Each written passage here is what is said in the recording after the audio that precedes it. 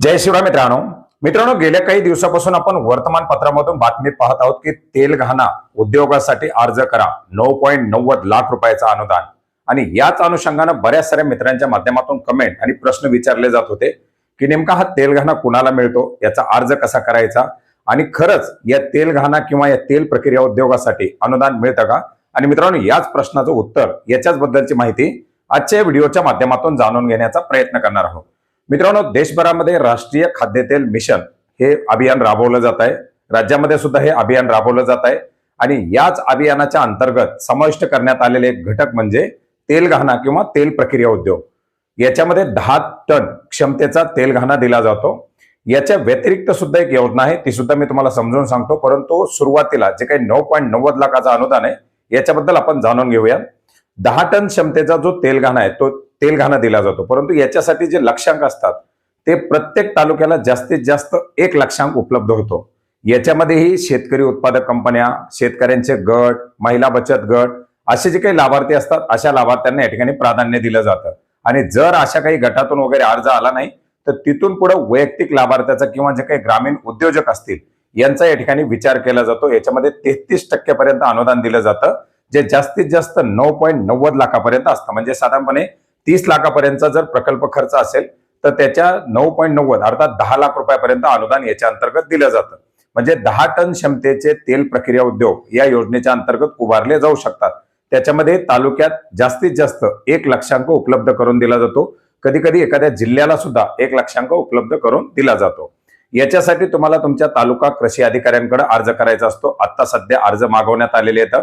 मोठ्या प्रमाणात याच्या संदर्भातील बातम्या छापल्या जात आहेत.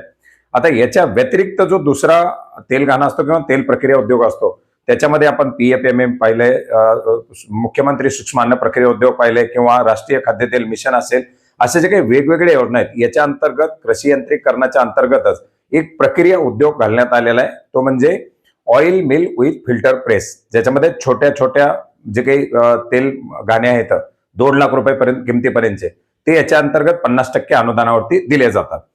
याच्या अंतर्गत अर्ज करण्यासाठी तुम्हाला महाडीबीटी फार्मर स्कीमच्या माध्यमातून अर्ज करायचा आहे. याच्यामध्ये वैयक्तिक शेतकरी, शेतकरी उत्पादक कंपन्या, शेतकऱ्यांचे गट, महिला बचत गट असे सर्व लाभार्थी या ठिकाणी लाभार्थी म्हणून पात्र असतात. परंतु याच्यामध्ये वैयक्तिक लाभार्थ्याला सुद्धा अर्ज करता येतो.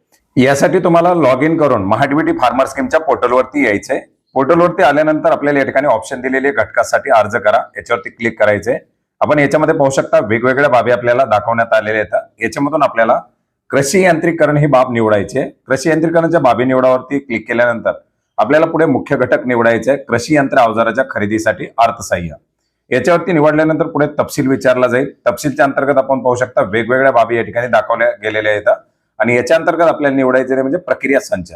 या प्रक्रिया संचला निवडल्यानंतर पुढे आपल्याला यंत्रसामुग्री निवडण्यासाठी सांगितलं जाईल. या यंत्रसामुग्रीमध्ये आपण पाहू शकता आपल्याला या ठिकाणी दाखवलेलं आहे फिल्टर प्रेस ऑइल मिल. या ठिकाणी जे काही वेगवेगळे बाबी आहेत त्याच्या अंतर्गत आपल्याला ही बाब दाखवण्यात आलेली आहे. Filter press mini oil mill ही आपल्याला या ठिकाणी निवडायची आहे. ती निवडल्यानंतर पुढे मशीनच्या प्रकारमध्ये त्याचं आपल्याला दाखवलं जाणार आहे.